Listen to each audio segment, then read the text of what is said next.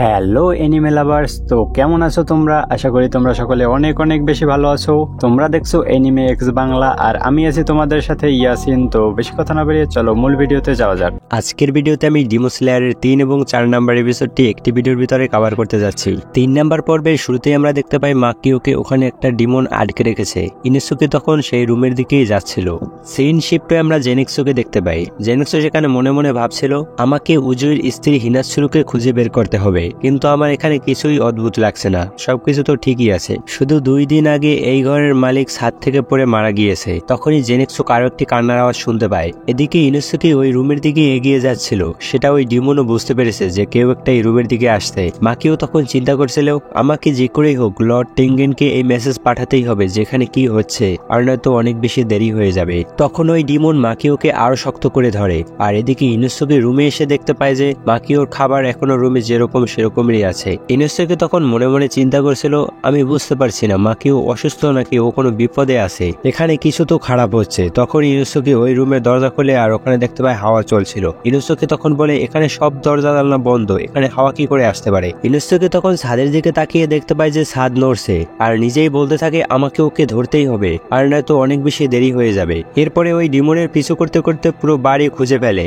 আর ভুলে একটি লোককে একটি পাঞ্চ করে দেয়। তখন ইনুসুকি তার পাওয়ার ইউজ করে দেখতে পায় ওই ডিমন নিচের দিকে যাচ্ছে। ইনুসুকিও তখন ওই ডিমনের পিছু করতে করতে যায়, কিন্তু ডিমনকে খুঁজে পায় না। অন্যদিকে জেনিক্সু কান্নার আওয়াজ ফলো করতে করতে একটি রুমের ভিতরে চলে আসে আর এসে বলছিল তুমি কান্না করছো কেন, এখানে কি হয়েছে? ঠিক তখনই জেনিক্সুর পিছন থেকে এক মহিলা এসে বলে তুমি আমার রুমে কি করছো? জেনিক্সু তখন বুঝতে পারে তার পিছনে কোনো মানুষ দাঁড়িয়ে নয়, তার পিছনে কোনো ডিমন আছে। আর জেনিক্সু নিজে নিজেই চিন্তা করছিল আমি এর আসার অনুভবও করতে পারিনি, এ কোনো আপার র্যাঙ্ক ডিমন নয় তো। তখন ওখানে 2টা বাচ্চা মেয়ে এসে ওই মহিলার কাছে মাপ চেতে থাকে আর বলে প্লিজ একে মাপ করে দিন, এ এখানে নতুন এসেছে, এখানে রুলস জানে না। জেনিক্সও তখন মাপ চাইতে থাকে। ওই মহিলা তখন বলে তোমার মতো কুৎসিত দেখতে মেয়েকে তো মরেই যাওয়া উচিত। এরপরে ওই মহিলা ওখানে থাকা একটি বাচ্চা মেয়ের কান ধরে টানছিল আর বলছিল আমি তোমাকে এই রুমটা পরিষ্কার করতে বলেছি, তুমি সেটাও করতে পারোনি। আর আমরা দেখতে পাই ওই মেয়েটির কান থেকে রক্ত বেরোচ্ছিল।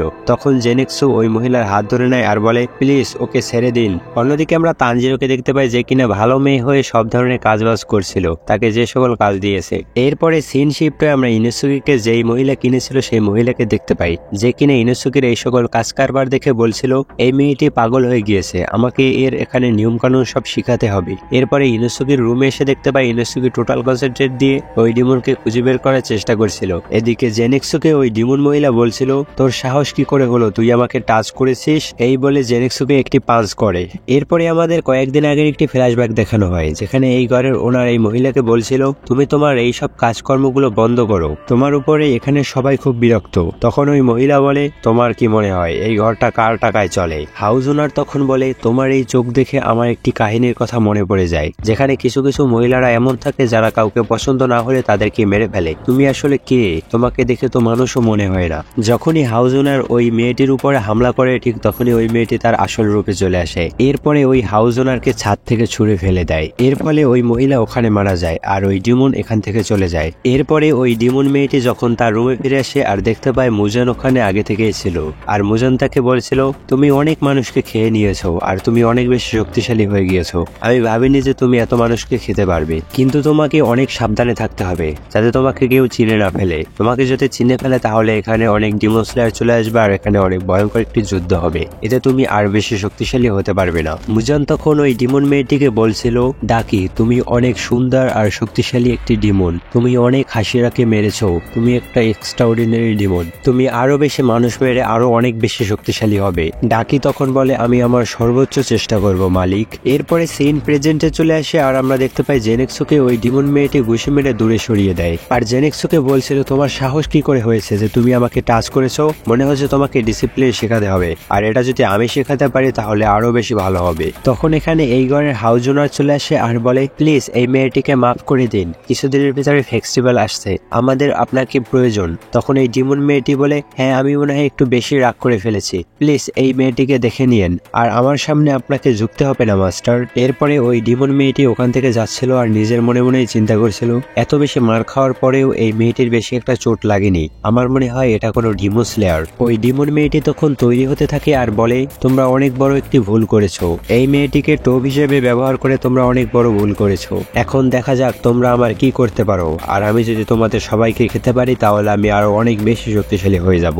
এরপরে আমরা তানজিরোকে দেখতে পাই যে কিনা এখানে একটি অদ্ভুত জ্ঞান পাচ্ছিল। এরপরে আমরা জেনেক্সোকে দেখতে পাই যার কিনা জ্ঞান ফিরে এসেছে। তখন ওই 3টে মেয়ে জেনেক্সোকে বলছিল, আমাদেরকে বাঁচানোর জন্য তোমাকে ধন্যবাদ, আমাদের কারণে তোমার এই মার খেতে হয়েছে। জেনেক্সো তখন বলে, এটা কোনো ব্যাপার না, সব মানুষেরই সবাইকে সাহায্য করা উচিত। ওখানে থাকা একটি মেয়ে তখন বলে, এখানে তো এমনটা হয় না, এখানে যে যার কাজ নিয়ে সবসময় ব্যস্ত থাকে। এই প্রথমবার আমরা এমন কাউকে দেখলাম। এরপরে ওই 3টে মেয়ে জেনেক্সোকে রেস্ট করতে বলে এখান থেকে চলে যায়। ওই 3টে মেয়ে যাওয়ার পর আমরা দেখতে পাই জেনেক্সোকে কিছু একটা এসে পেঁচিয়ে ধরে, আর এর সাথে সাথে এই এপিসোডটি এখানে শেষ হয়ে যায়। 4 নাম্বার পর্বে শুরুতেই আমরা একজন মহিলাকে দেখতে পাই যে কিনা এই ঘরের হাউস ওনারকে গিয়ে রিপোর্ট করছিল, হলুদ চুলালা মেয়েটিকে আর খুঁজে পাওয়া যাচ্ছে না। আমরা ওকে ঔষধ দিয়ে ওর রুমে শুইয়ে দিয়ে এসেছিলাম, কিন্তু এখন আর ওকে খুঁজে পাওয়া যাচ্ছে না। আমাদের কি ওকে খোঁজা উচিত? তখন ওই ঘরের মালিক বলে, বাদ দাও, ও এমনিতেও আমাদেরকে ছেড়ে গিয়েছে, আমরা কেন ওর টেনশন করব। এরপরে ওই মহিলাকে এখান থেকে চলে যেতে বলে, আর সবাইকে বলে দিতে বলে যাতে ওই মেয়েটির কথা কেউ কোনো আলোচনা না করে, আর বলে এসব কিছু হতোই না যদি ও ওই ওরিয়নের সাথে কথা না বলতো। এরপরে সিন শিফটে আমরা ইনুসুকি আর তানজিরোকে দেখতে পাই, যেখানে ইনুসুকি বলছিল আমার ঘরে একটা ডিমন আছে, আর এই ডিমনটি এমন ওমন এই রকমের নানান ভঙ্গিতে বলছিল, কিন্তু তানজিরো এসব কিছুই বুঝতে পারছিল না। তানজিরো তখন বলে, এসব বাদ দাও, উজুই আর জেনেক্সো কিছুক্ষণের ভিতরেই চলে আসবে। তখন ওখানে উজুই চলে আসে আর বলে জেনেক্সো এখনো আসছে না। ইনুসুকি তখন বলে, এই লোকটি অনেক বেশি শক্তিশালী, এখানে এসেছে আমি সেটা বুঝতেও পারিনি। তখন তানজিরো বলে, জেনেক্সো আসছে না এর মানিটা কি? উজুই তখন বলে, এসব কিছু আমারই ভুল, আমার স্ত্রীদেরকে বাঁচানোর জন্য আমি তোমাদেরকে এখানে নিয়ে এসেছি। আমি শুধু আমার স্ত্রীদের কথাই চিন্তা করেছি, আমি তোমাদের কথা চিন্তা করিনি। আমি অনেকটা স্বার্থপর হয়ে গেছিলাম, যার ফলস্বরূপ জেনেক্সো আজকে গায়েব, আর কালকে রাত থেকেই ওর কোনো খোঁজও পাওয়া যাচ্ছে না। কিন্তু এখন তোমাদের এখান থেকে চলে যাওয়া উচিত। এখানে যদি কোনো আপার র্যাঙ্ক ডিমন থেকে থাকে তাহলে তোমরা এখানে মারাও যেতে পারো, আর এখন থেকে তোমরা যদি কেউ গায়েব হও তাহলে আমি ধরে নেব যে তোমরা মারা গিয়েছো। আজকে থেকে এই মিশন আমি একলাই সামলে নেব, তোমরা এখন এখান থেকে চলে যাও। তানজিরো তখন বলে, আপনার এই মিশন একলা করার প্রয়োজন নেই, আমরা আপনাকে সাহায্য করব। এটা শুনে উজুই বলে, তোমাদের জান বাঁচিয়ে এখান থেকে পালানো উচিত। এই বলে উজুই ওখান থেকে চলে যায়। তানজিরো তখন ইনুসুকিকে বলে, আমরা অনেক লোয়ার র্যাঙ্কের, সেই জন্য ওনার আমাদের প্রতি ভরসা হচ্ছে না। কিন্তু ইনুসুকি তখন বলে, আমরা এখন আর লোয়ার র্যাঙ্কের নেই, আমাদের প্রমোট হয়েছে। আমরা আগে সবার শেষে ছিলাম, কিন্তু এখন সবার শেষের 4 নম্বরে আছি। তখন ইনুসুকি তার হাতে তাদের র্যাঙ্ক দেখাচ্ছিল, কিন্তু তানজিরো এসব কিছুই বুঝতে পারছিল না। ইনুসুকি তখন বলে, এসব বাদ দাও, চলো আমরা তৈরি হয়ে যাই লড়াইয়ের জন্য। তানজিরো তখন বলে, ঠিক আছে, আমি তোমাকে রাতে অগিমোটো হাউসে নিতে আসবো, তুমি রেডি থেকো। এটা শুনে ইনুসুকি বলে, আমি তোমার জন্য ওয়েট কেন করব? তানজিরো তখন বলে, আমি আমার ঘর এখনো চেক করিনি যে আমার ঘরে ডিমন আছে কিনা। এটা শুনে ইনুসুকি রেগে গিয়ে বলে, আমি তোমাকে বলছি না ডিমন আমার ঘরে, তাহলে তোমাকে তোমার ঘর চেক কেন করতে হবে? তানজিরো তখন বলতে থাকে, উজুই সবসময় আমাদেরকে বাইরে থেকে পাহারা দিত, কিন্তু তারপরেও জেনেক্সু গায়েব হয়ে গিয়েছে। আমার মনে হয় এই ঘরে কোনো রকমের গুপ্ত রাস্তা আছে যেটা দিয়ে এই ডিমন সব জায়গায় যাতায়াত করতে পারে। এই কথা শুনে ইনুসুকি বলে, হ্যাঁ তুমি ঠিক বলেছো। তখন তানজিরো বলে, আমার মনে হয় উজুইর ওয়াইফ 3 জন বেঁচে আছে, আমি তাদেরকে খুঁজে বের করতে চাই, আর তুমি আমাকে সাহায্য করবে ইনুসুকি, আর আমি চাই এই মিশনটা আমরা সফলভাবে পূরণ করতে। এটা শুনে ইনুসুকি বলে, হ্যাঁ আমিও তোমাকে এটাই বলতে চেয়েছিলাম। এরপরে সিন শিফটে আমরা দেখতে পাই রাতের বেলা তানজিরো কায়নাৎসুর কাছে গিয়ে বলছিল, আপনাকে এখন ডিস্টার্ব করার জন্য আমাকে মাফ করবেন, কিন্তু আমার কিছু কথা বলার ছিল আপনার সাথে। আমি আজকের পরে টোকিটো হাউস ছেড়ে দেব, আপনি আমার পেমেন্টটা রেখে দিবেন প্লিজ। তখন ওই মহিলা বলে, কি হয়েছে, তুমি এমন পোশাক পরেছো কেন? তখন তানজিরো বলে, আসলে আমি একটা ছেলে, আমার একটি মিশনের কারণে আমার মেয়ে হতে হয়েছে। এটা শুনে ওই মহিলা বলে, আমি এটা আগেই জানতাম, তোমার গলার আওয়াজেই আমি বুঝতে পেরেছি। এটা শুনে তানজিরো অবাক হয়ে যায়। তখন ওই মহিলা বলে, তুমি সুমাকে নিয়ে অনেক বেশি টেনশনে আছো তাই না? তানজিরো তখন বলে, হ্যাঁ আমি অনেক বেশি টেনশনের ভিতরে আছি, আর যে সকল লোকজন গায়েব হয়েছে আমি সবাইকে বাঁচিয়ে নেব। ওই মহিলা তখন বলে,